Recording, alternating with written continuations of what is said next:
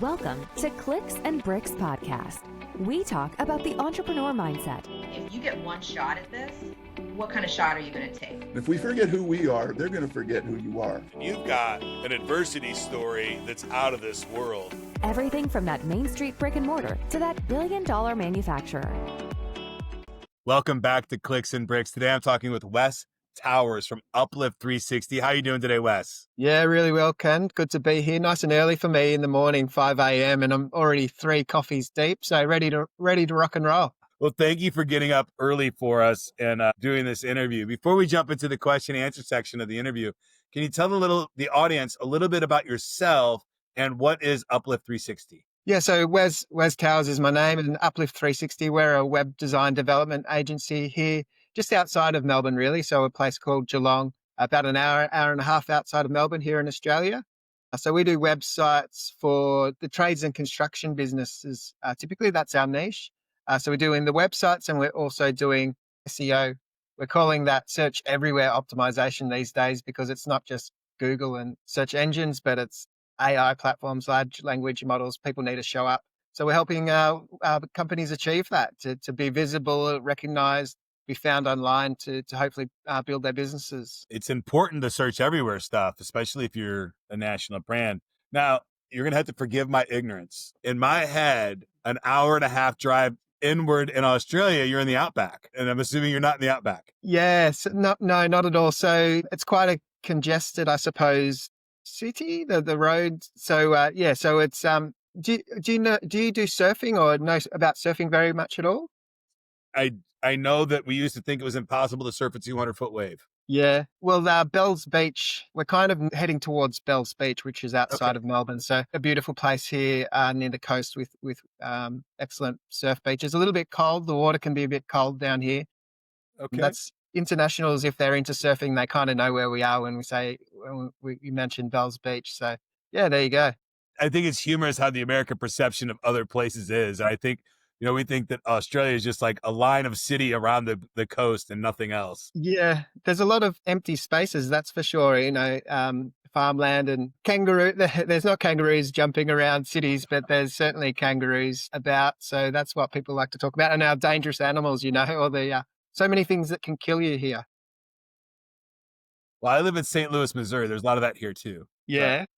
Anyway, so you did construction and tradesmen are the sites that you typically build. And I want to talk about the search everywhere for just a couple minutes because this is kind of new to the world. You're saying when I'm in ChatGPT, I can say, hey, I'm looking for a construction company, and that's going to pull up. Yeah. So walk us through that, what the end user is doing now, instead of just going to like Google and saying, plumber near me. They might be going to ChatGPT or Anthropic or one of these others, or even Google now is AI based, right? The first search result is going to be an AI-based search result. Yeah, massive shift, really. So back in the day, or only a couple of years ago, realistically, if you needed something, you'd jump on Google, typically as the search engine, and you'd search for that thing, as you say, plumber. You'd search for plumber Melbourne, for example, and it was that basic, and you'd find a few people local to you. But these days we're using AI platforms. I'm a ChatGPT guy. I'm talking to it, and that's what people do. So we're researching things in a conversational way. So it's not just, the archaic service and location. It's, hey, I've got a broken tap and it's leaking and the water's going all over the place. How do I turn it off? How do I get someone in to fix it pronto because it's an emergency? And we're having those conversations. I do it all the time. I mean, my ChatGPT is almost like my own psychologist, Stephen.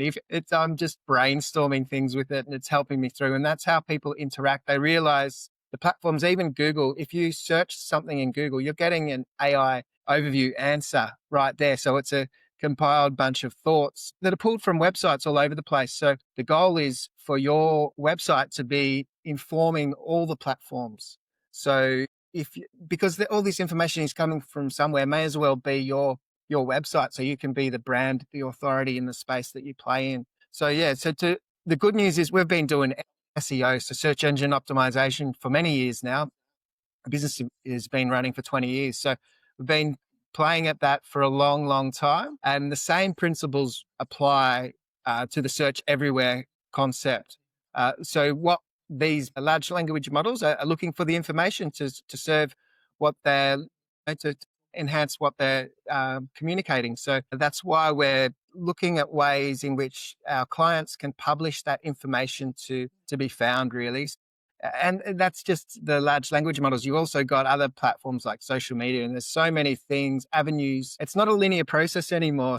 People are finding you all over the place, and they're having brand experiences, and eventually they might make an inquiry. And sometimes it's even difficult for people to know precisely how they found out about a company first. I mean, I always try to find out when someone contacts me, hey, how'd you first find out about Uplift 360? Sometimes they don't know that. They've connected with me on LinkedIn, and then they've, seen me on Facebook, and then eventually their need has become great enough that they've made an inquiry, and we've built a relationship, engaged in a business transaction. So fun times, scary times with AI. It's got the power to destroy the world or enhance the world. Depends on who you talk to. So you just got to make the most of the opportunities as they come to hand. I heard an interesting conversation the other day. I don't know if it was a statistic, if they presented it as a stat or not, but I've always believed, and the statistics back this up, that between 8 and 12 communications or contacts with the company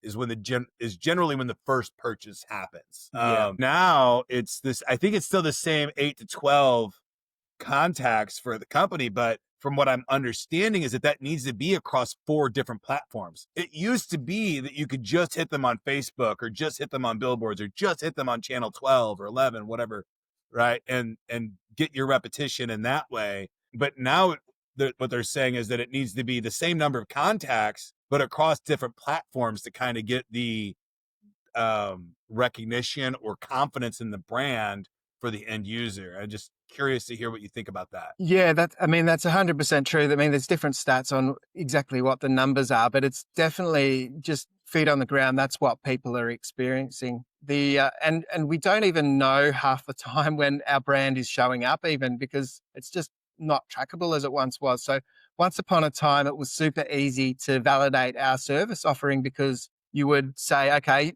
a business wants to rank for this set of keywords. We could see what position they are in Google. We could see them climbing. We'd see their traffic climbing. We'd also be able to track how many conversions they're getting. So how many clicks, and then how many inquiries, and then they could figure out how much business is being done, the return on investment, all that stuff. Man, it's crazy at the moment, because your brand might be showing up in places you don't even realize. So you're showing up in ChatGPT, and there's no reason to click through, because they're getting all the information they need on their device at the time. So you're still getting the brand recognition and awareness, and there's all these touch points happening, and brand being mentioned, but you don't know. So you just got to get your message. Realistically, you need a compelling and strong and unique message that sets you apart in the marketplace. Otherwise, you're just generic and bland and the same as everybody else. So if you can humanize, if you can be unique, it'll set yourself apart as a business. Even a personal brand needs to do the same. So, and sometimes it's more about, sometimes about the polarizing kind of attitudes even. So you got to be prepared sometimes that some people won't like you, and that's totally okay, because you've been distinct enough that other people will really, really gravitate to you and really want to engage with you and what you're doing. Yeah, it's polarizing. It's unfortunate and fortunate at the same time, right? We live in a world where polarizing is what gets attention, and getting attention is what sells in our world. So we end up with a lot of, hyper feminine stuff and hyper aggressive bro code stuff, right? And those tend to be the winners because they tend to get the most attention, which is kind of sad, because that's not really what the world is. But at the end of the day, if you're a plumber, is a plumber's a plumber. If you don't differentiate yourself in some way, then it's price and speed, right? And competing on price and speed, brother, I'll tell you, that's a race to the bottom as fast as you can go. If that's what that's how you're competing, that's your differentiator. Yeah. I would say You've just really go got to, start applying for jobs. yes, exactly right. So you've really just got to be your authentic self. Like never before in history has it been more important just to be genuine, because people are crunching out just generic, bland stuff because it's so easy to do that. You can just jump on the AI preferred platform and produce content. And it's not even yours. It's not even your own thoughts. Yeah. People are doing this, and it comes out looking fairly polished. but it's just generic. So to set yourself apart, I think you've got to, for small businesses particularly, to build on your personal brand is really important. And whilst we say polarizing, I mean, there's obviously really negative consequences of going too far down that path. And we're seeing that in the worst experiences, obviously, right now, which is, I mean, right down here in Australia, where we're seeing what's happening in your part of the world. And it is a frightening thing in a lot of ways. But in terms of business, I mean, to be your authentic self, and maybe your message is to engage and be relatable and likable. You know, people do business with those that they know, like, and trust. And so we don't want to diminish anybody, but we want to build ourselves. So to be positive, I think, is a really key thing. It is challenging to be polarizing and positive at all times, right? Yeah. Because you're going to be positive, and I'm in the process of making a meme right now that doesn't matter what it is, somebody's going to argue with you. I made a post this morning talking about the AI that you're writing, that you're communicating with, is made from rocks. And I don't think most people realize that we literally just squeeze rocks until we get silicone out of them to make layers of boards and configure them together in a way. And then somebody argued with me that quartz is a mineral, not a rock, which is what we get all of our computer parts from. And that's literally what we're doing, is we're passing electricity through quartz and copper and gold and getting this intelligence out, which is phenomenal to me. But it doesn't matter what it is. People on the internet are going to find a way to argue about it, right? There's the famous meme of the stick that says, "This isn't a stick, let's argue." So you're going to have to deal with it, right? And unfortunately, we had a political figure murdered yesterday in our country,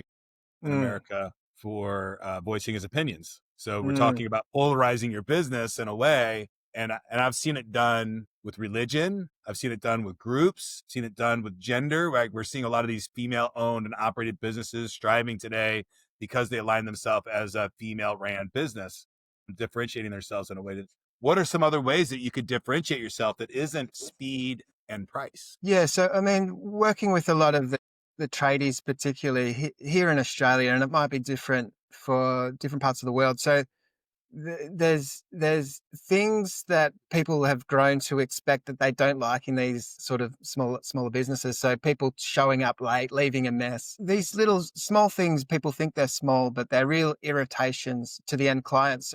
If there's a company who really strongly believes that's bad user experience, a bad customer experience, then they're the core pillars that they can build their brand upon. So to focus on those things that, hey, we're going to show up on time, or we're going to keep you engaged with a app that tells you the estimated time of arrival. All these little things that you can do to make sure that you're minimizing the perceived problems in your industry. So we are often having conversations behind closed doors about all the frustrations that a particular company has with their industry and what the clients typically experience as negative. So it's kind of a behind closed door conversation, so people can be really open and express precisely what they're frustrated with and what others are frustrated with. But then look at the flip side. So what's the inverse opposite of that frustration, and how do we deal with it?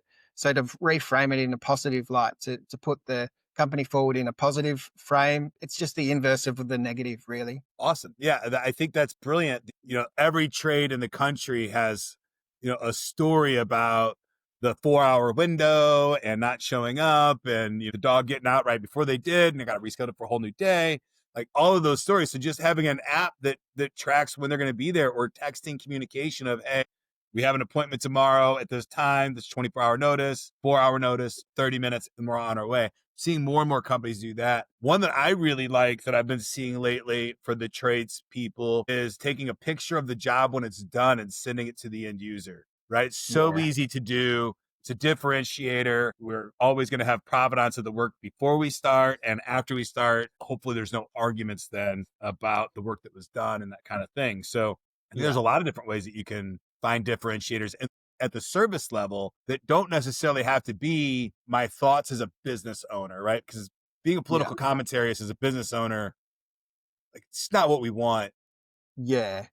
My opinions are my political opinions are my political opinions. They're not my business opinions. Always. Yeah, 100%. Yeah, we don't want to get tied into territories that are just simply not our field. So, and it is easy to, in heightened times of, things happening, it can be easy to be drawn into things that are just outside our realm of influence. really, and not our core, our core thing that we do. So really to focus on what you're involved in is the best thing. I think there's with AI and the perceived perfection that it produces, there's a real necessity to humanize your business, humanize your brand, engage on that human level. Because I think when we were doing that, if you meet someone at the pub for a beer, you might have a bit of banter, but there's a relationship. So you're not going to say the offensive things you might say in a digital world behind the safety of your screen. So I think engaging in human ways is really, really, really important, and it is a distinct way to differentiate. So your personal who you are. Our businesses are usually a reflection of who we are. So if we can somehow harness that personal brand, who we are authentically into our businesses, then that's a huge win as well. Absolutely. I'm going to go back to the authenticity for a second and Yeah. not doing things that aren't related to our business. And I'm just going to put the caveat in there.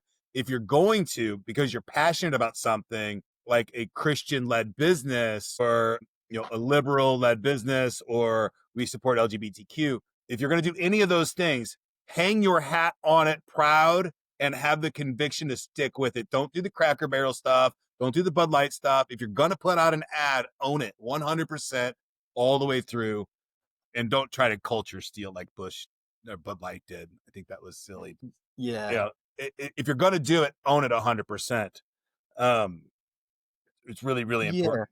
Yes, and sometimes with that, so if you only go in half-heartedly with anything, sometimes it feels like there's a lack of authenticity, because you can kind of sense, is this really what they believe? Is this really important? And it sort of causes more harm than good. We see it a bit. Sometimes can be it feels like there's a push for companies to do a certain thing, and so it seems like some are doing it just because they feel like they have to, and that's really creates barriers, I think. The consumer can smell it like fear on a dog, right? Yeah. Like if you're not doing it because it's genuinely what you believe and the conviction that you have, Yeah. they'll see right through it for Yeah, sure. we've got the big BS detectors on it, haven't we, as humans? That's one thing maybe AI can't do, with the BS detector. Yeah, and I'm on board 100% with you with authenticity, right? It is so very much important in the world of AI and how we're moving forward. To be authentic is just, I love it, right? Yeah. It's the greatest thing in the world to me. You had also said, sitting at the pub, right? And I can tell you from experience, I've got, I'm 50 years old, done over 100 million in sales, digital sales in my life, and I would say more than 50% of those were sitting at a bar stool, Yeah. like of the closes, right? There's no doubt in my mind that one-to-one with the decision maker out in the world, experiencing life together is where, say, most of the big deals have ever happened, right? Yeah. At a lunch or a dinner or something like that, Yeah. real world. And those relationships are forged through a different kind of thing than somebody clicking on a button and ordering one of my techs to drive out and fix their computer or something. Yeah. Right. It's human. The human element will close way bigger deals than changing the color of your button. Yes. You Yeah. Yeah. That's got it. to change the And color of that's your what, button, though. It could bring big money. yeah. Different story. Yeah. So sometimes the goal of, so I'm a web guy. We make websites, we get visibility, we get conversions, all those things. But realistically for our clients, because it is typically a higher dollar value sale, it's the human, all that is there to create a human connection, a human conversations. If you're selling a $5 widget online, well, yeah, you're not going to have lots of bar conversations to sell that $5 widget, because that's a lot of beers you got to have. That would be a fun life for a lot of people, Yeah. and a lot of beers. It depends on the nature of the business. For our clients, they're a higher dollar value. The end goal is to create the conversation so they can do a Well, proposal. even that $5 product, you might not be able to, have a conversation with them or sit down to lunch with them. But if you don't find a way to connect with them, to make Yeah. them understand what the value of that $5 widget is, then you're not going to sell it. Right. So you Yeah. still have to, it's a lot Someone will harder to sell it connect. someone will sell it for $4 if you're not going to differentiate it in any other way, isn't it? Well, and this is what a lot of people don't understand. I've been in the web hosting industry for 25 years. Not only will they sell it for $4, you'll find some very creative people that will sell it at a loss just to drive you out of business. Right. Yeah. That happened in my industry at a massive scale. Right. It's what Amazon did. Right. They bring in really, really low cost hosting and then drive it up over time. It's a good business Yeah. model. I didn't think of it or didn't have the Yeah. tenacity to pull it off. We But see that sort of activity in the large supermarkets. Realistically, in here in Australia, we've only got really 2 supermarket chains, grocers, I think you call them. So they've really got a monopoly on the industries, and that sometimes they do horrendous things, and it affects farmers and so on. yeah, Walmart did it, right? They come in, they drop the price, they knock out all the small stores, and then they're Yeah, the only choice. So now you got to pay whatever they pay, and you got to deal with crappy service and long lines and no checkout yeah, people anymore. It's unfortunately humans can't see through the low cost today how it's going to hurt them in the future. yeah. It's Yeah, unfortunate. so as small businesses, we can't act like that because, I mean, those big players, they can just dominate just out of, they're almost like dictators, they can just control things because they've got the power to do so. But as small businesses, that's a short-sighted way of acting. I heard of a gym actually who they got frustrated. They had a few locations, but they got frustrated that another gym opened up pretty much next door to them. So to combat that, they thought to do the same thing and open up a gym in another location next door to another one. And thought, I mean, that's just craziness. Like you're just going to destroy each other. There's green fields and opportunities elsewhere, but you're so involved in trying to destroy someone else that you haven't, you've cut your nose off to spite your face. So, Yeah, you got to differentiate first. One of my businesses, I own a boxing school. oh yeah, And we always have gyms open up down the street. I don't care. Right. And we charge a lot. Like our lowest cost is like $89, $85 a month. That's our lowest price product. And, I'm competing with gyms that are $10 a month, but nobody's going to train boxing like we do. yeah, So that's okay. I don't care about the other gyms because we are so unique that we don't have competition. Right. It's yeah. just is what we are. I like that way. Yeah.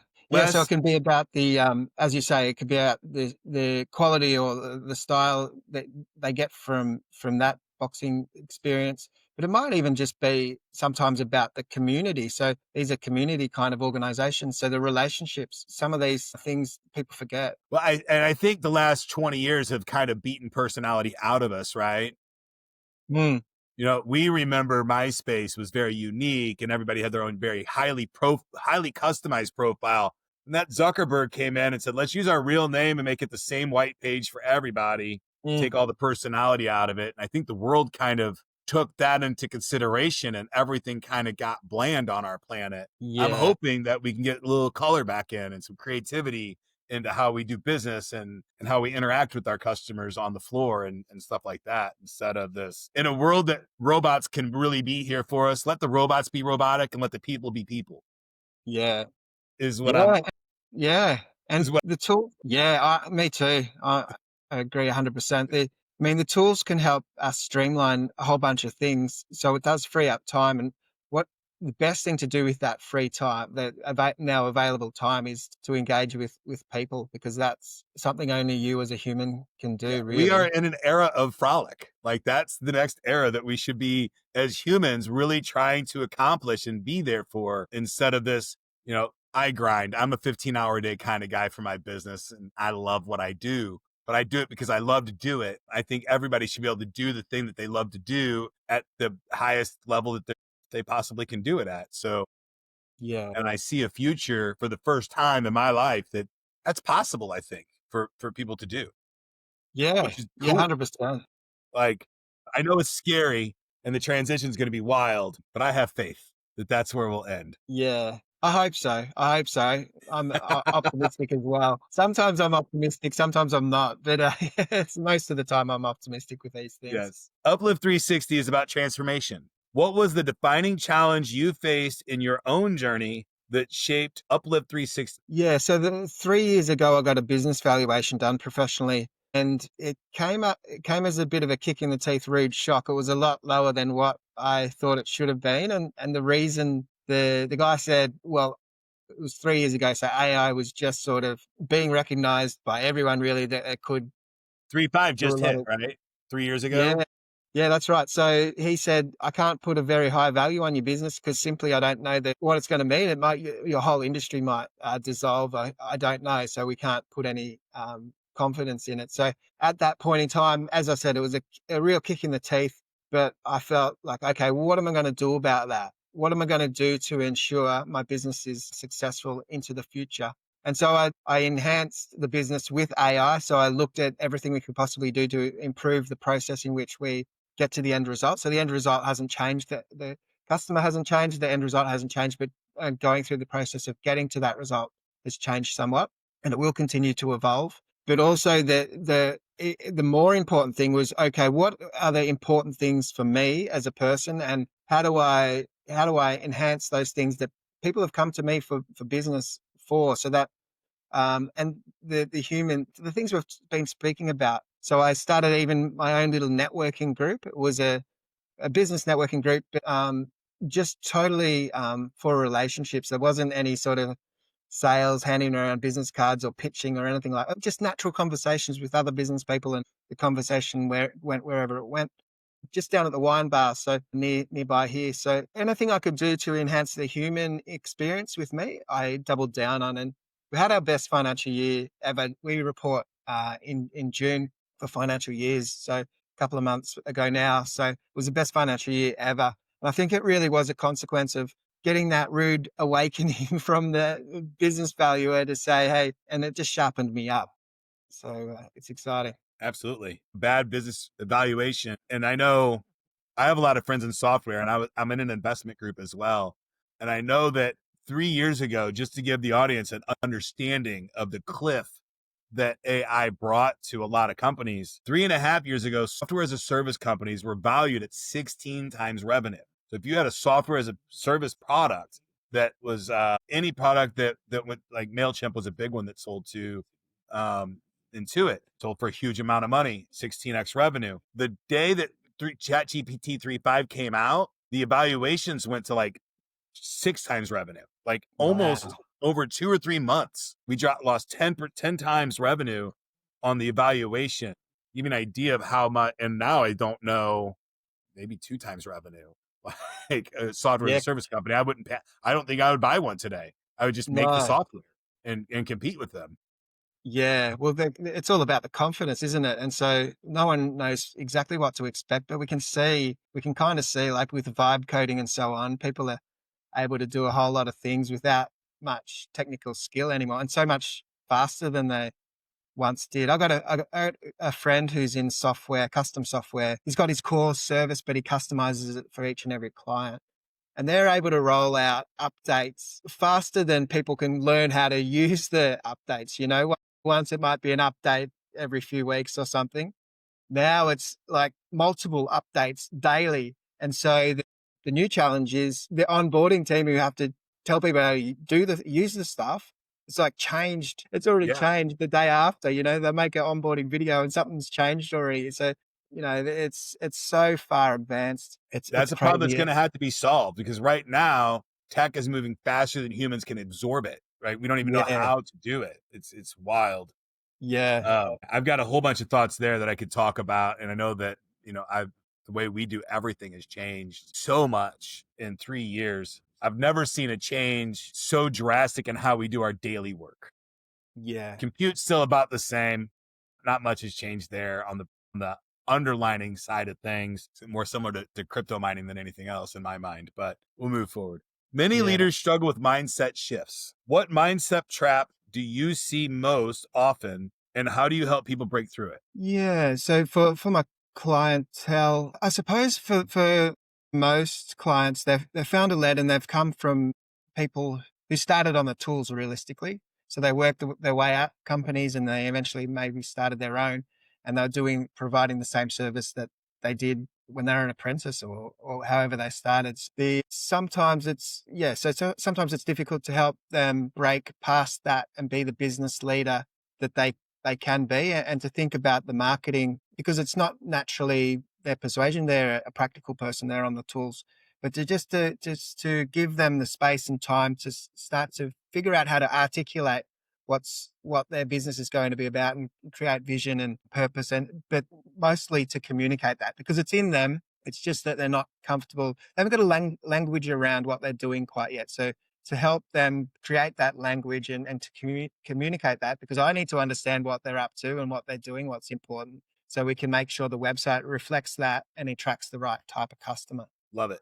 When scaling a transformation coaching business, what's been your biggest operational surprise? What you thought would be simple, but turned out messy? When scaling, yeah, that's interesting. What part of this you thought was going to be simple, but it turns out like, oh, that wasn't simple at all. Pretty messy. Yeah, all over that, man. I've had so many lessons learned the hard way. The first hire was a big one, really. So hiring a graphic designer to help out with the design work. And I had no idea. I just hired someone who was a friend at the time because I thought that would be seemed like the easiest decision, and she had the skill set to do what I needed. But I was realistically a terrible business leader, and she tried to steal a bunch of clients. So I thought that path of building a team was going to be easy, but certainly I needed to grow in that space. It's wildly challenging, isn't it? Yeah. And, I'm super fortunate. I came into a world in 1999. I left the entertainment world, which was wonderful. And I loved that community in so many ways. I came into the IT world, found a very similar community of people passionate about what they were doing. And when you find a community like that, you think that that's how the whole world is, right? But when you're in a community of people that are passionate about moving forward, everything is different than when you have employees that are there for their job to get their paycheck. Right. Yeah. And I had to go through that transition, and seeing it was painful for me. Yeah.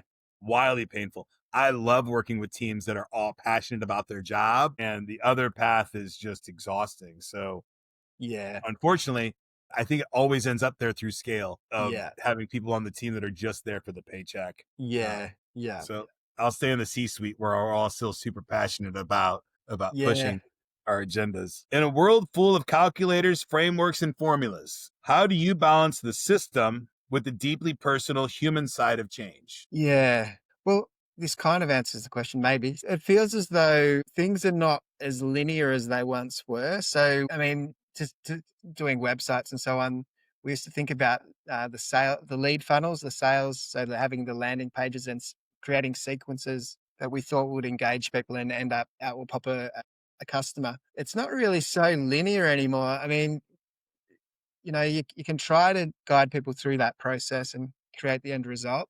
It's great if you can, but there's so much resistance even to take a free, the theory was to offer something of perceived value in exchange for an email address, and then start engaging them on email sequences, and eventually they might buy something. But they're getting information about your business and your brand in multiple ways now, through social media, and that non-linear process, we can't control or measure it like we once did.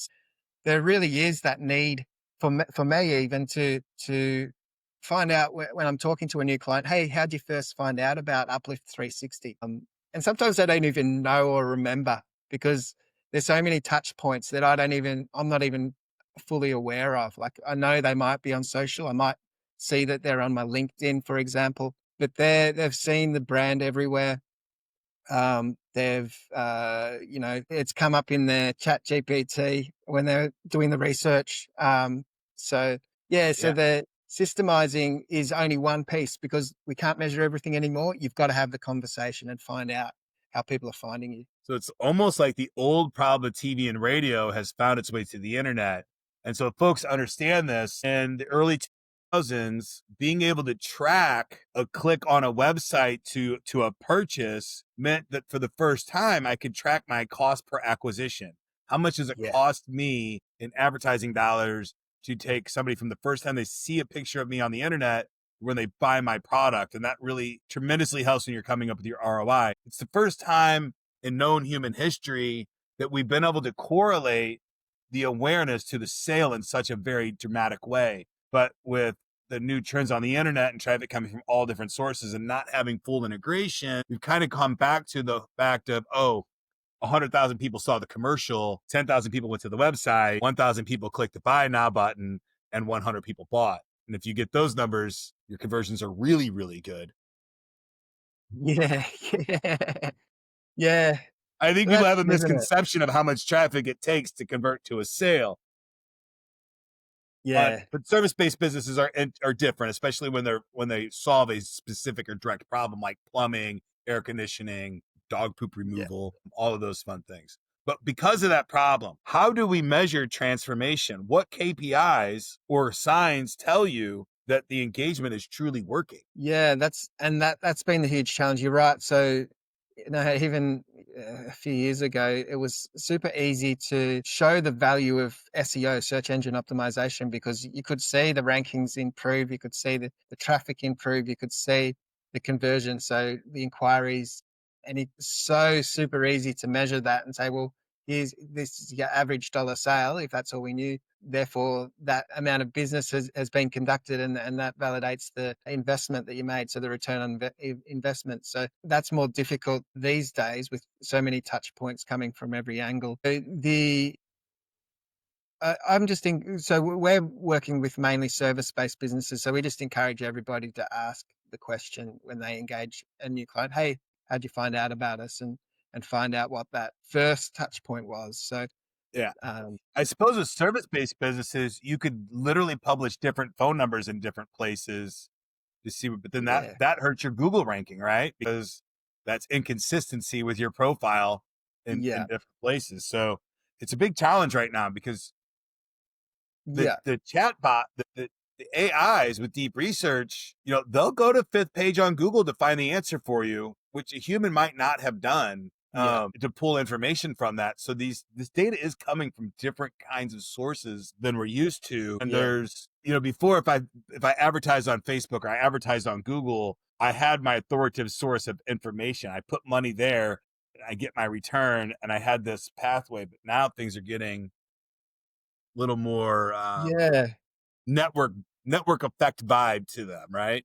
Well, Which is kind of cool because new things happen with that kind of connections. I think the marketing for clients, I think the marketing teams need to pay more attention to the sales teams. There's always been this sort of thing going on where the marketing and the sales people are kind of in conflict, which is completely bizarre because they're trying to create the same outcome, but they're coming from different mindsets and so on. So I think the info is in the people on the ground, the sales client facing people. They know what's going on. And so I think more attention needs to be placed in that feet on the ground information. So it's bizarre. Have Absolutely. you found that the sales teams and the marketing teams are kind of in opposition, it feels like sometimes? I've noticed the same thing, but I would take it a step further. And the whole ecosystem seems to be, I've seen it so many times where it's in conflict because the sales team will say the marketing team's lying. The marketing team says, no, you just got to look at it differently. And the operations seems like you're both lying to our customers. I can't do either thing that you guys said that we can do in reality, right? Yeah. So that culture and getting that team all lined up is Yeah. wildly important. I find it really sad that we live in a world where my expectations of the advertising are not the same expectation as the outcome of my product or service that I'm going to get. I don't have that expectation anymore. Yeah. I Yeah. think consumers need to hold the marketing departments and the sales departments to a higher standard. And now we have GPT. So give your contract to the GPT and say, are these things true in the contract that the marketing person said that they were? Yes. You'll Yeah. be Yeah. find out they're not 100%. always, Yeah.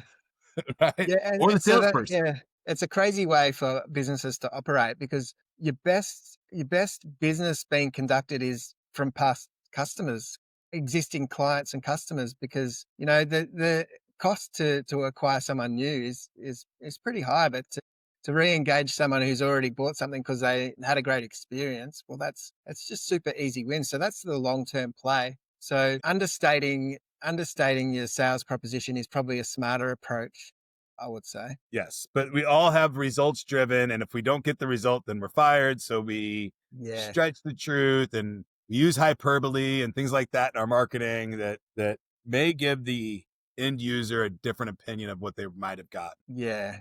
Yeah. There's a curious thing it's sort of a sidetrack, but um, there's a hell of a lot more trust in a Google reviews if there's one that's not perfect, one that's not 5 stars. When it's all 5 star, there's a sense it might be faked. Now, it is difficult to fake Google reviews, but people do that. So if you've got like, I don't know, 500 great Google reviews and a couple of 1 stars, people trust that more because they know businesses are run by humans and humans sometimes make mistakes. So they assume there's some mistakes in here, but you're not telling me about them. What's going on here? So, Right. yeah, interesting. Absolutely. And you can turn a negative review into something positive, right? Because staying on top of your reviews and managing those is wildly important.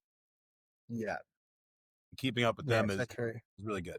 How do you keep growing your own mindset, vision, and capabilities so that you don't plateau? Yeah, well, right now there's no stagnation. There's no stopping because it's changing so fast. If we like it was always kind of the way with what we do, websites. I mean, it always felt like if I stopped creating websites for a year or two, I'd lose track of what's going on because things evolve and software changes and expectations change. User experience expectations change. So I felt like if I ever stopped, it would be hard to start again. But man, that's amplified 10 times, even more now with what's going on. So I enjoy it. It's challenging and rewarding at the same time. I listen to lots of podcasts. I try to listen to a broad range of concepts as well, and differing opinions and so on. Because I mean, we're all experiencing it. Once certainly the social platforms get a sense of what you've engaged with, they'll start pushing more and more of that same thought to you, and so it's almost pushing you down an extreme worldview, which isn't necessarily true or helpful. So I think the beauty of being able to make sure you've got a broad range of influences in your life, kind of like what we were saying before, talking to someone at the pub, they might have differing opinions, but you're open to so much more that way. Yeah, you might have a scuff up at the end of the night, but you'll hug and move on. It's okay. Yeah, that's it. Wes, looking forward, what is the boldest initiative or change you're planning for Uplift 360 in the next 12 months that might look risky, but you believe in it anyway? Yeah, wow. So something bold. Well, we've never done social media marketing for clients, but we're just stepping our toes into that. I brought my son on board to help with that. So he's been doing his own little side hustle, working with influencers, mainly with social media influencers here in Melbourne to do their graphics and so on. So I've brought him on board because he understands that world really, really well, obviously working with influencers, but to help with the social media marketing. So that's a new thing for us. I mean, it's something a lot of other businesses like mine have done a long time, but I never felt super confident with it. But with my son on board, who's at the cutting edge, I think we're going to accelerate that aspect in the short term. Beautiful. Are you going to be focusing on organic growth or paid growth? Organic initially, because that's what we're comfortable with. But we'll probably, once we nail that really well with some really solid wins, we'll probably look at some of the paid as well. I urge companies, specifically brick and mortar, to lean on organic growth. Be taking Yeah. videos, pictures of what's going on inside your business, your guests, your clients, whatever, your finished product, your before and after pictures. All those things are content gold for social media networks, and they're out there, right? Like, and they're Yeah. missing the boat. Every plumber should take a picture of the toilet before and after, especially the really bad ones, and put it up there, Yeah. right? Like, unfortunately, I don't think the field is talking to the marketing department nearly enough. Yeah. Yeah. So true. I mean, those photos, if people can get them on the fly as they're working on projects, like, the people on the tools, Yeah. it's powerful. We've got clients who do that and just feed it straight into Instagram, which goes to Facebook, and it goes straight into the website as well. So just to make little systemized habits like that are really, really good. Yeah. And that stuff, man, can be going out every day, couple a day. You got field Yeah. techs, you got people in your shop, you got yoga studio, our boxing school constantly taking videos in there and popping it out there. Doesn't Yeah. matter if it feels boring to you while somebody's scrolling, if it can get them to stop and say, "Oh, I've got that problem.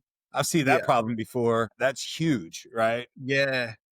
Yeah, the Giants. repetition and frequency of what you're doing as well. To collaborate is a really, really solid thing. Like what we're doing right now, Ken. So, I mean, I'm going to share this podcast far and wide throughout all our platforms. Oh, yeah. And so, it grows both of our worlds really. So it opens us up to so many more people in our audiences. And so collaborating in those ways that everyone gets value out of, I think is a smart play. Absolutely. Anytime you can create value from multiple people with 1 hour of your time, you Yeah. should do it. Yeah. Hands down. Yeah. Wes, we're coming to the end of the show and I've had such a great time. Diary of a CEO is my favorite podcast. And I've got Steven's deck of cards here for all the questions he's asked his guests. Your question comes from Max Lagavar. I'm probably saying that wildly incorrectly. What is the unobvious thing that you struggle with? The unobvious thing that you struggle with. Wow, man, Max, give me a break. What's the one thing I find it really hard to switch off. So, I get super engaged in what I'm doing and I can't kind of change gears. So I, I, I've always been a little bit like that. So yeah, just finding a way to change gears and relax in the evenings and take a break. So I come back more energized. Otherwise I always risk burning out because I'm just feel like I just smash through things so fast and get heaps of stuff done. But I just can't slow down. I feel like I'll be a train wreck if I keep going sometimes. I understand. And I think that's a big challenge for a lot of entrepreneurs on our planet is figuring out how to calm your body, get relaxed, get your mind in a place that's not worried about how do I get payroll? How do I get my next client? How am I going to get this project over the finish line because X, Y, and Z happened? It's a big challenge. What are some of the tips that you use to help you do that? Yeah, well, I've done some of the little things that I've implemented. Breath work, I do quite a bit of. I do cold plunges. So I've got a big cold bath in the bathroom. So I take the cold plunges. It really does help. It's hard to get in, but really feel so much better, sleep so much better when I've done that. And if you want to increase your ability to do breathing exercises, do cold plunges. Yeah. You'll become an expert in breathing really, really quickly. Yeah. That the whole Wim Hof kind of thing as well, all that philosophy. I love his materials. I love it all.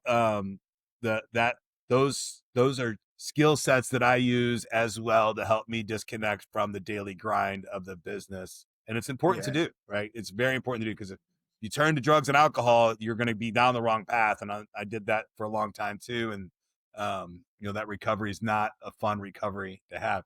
For me, I'm wildly dyslexic. I don't know my left from my right, but I can always know which way east. Very, very odd thing about my brain. I also can't read or write very well. So technology helps me in AI for editing and the voice to the text to type stuff is just phenomenal for me. It seems kind of like it's some sort of almost like a gift in a lot of ways for entrepreneurs. It seems like so many entrepreneurs have some form of dyslexia or something along those lines. I don't know what it is. Maybe it forces you to get more creative. Well, I believe that as a young person, it meant that we could not find the solutions under the mainstream. So we had to find other solutions. And that's a key piece of entrepreneurship. Oh, the normal path doesn't work for me. I have to find a solution for it. So we just become experts at finding solutions to get to the end goal that we need. And I think that's the case for all neurodivergencies. I think anybody diagnosed in 1980 was just diagnosed with dyslexia. I didn't know that's necessarily what we had. That's it. If you're at home watching and you would like to chime in, what are one of the unobvious things that you struggle with that you would like to share with the audience? That's our time today, Wes. Thank you so much for joining us. I appreciate you. Thanks, Ken. I've had a really good time.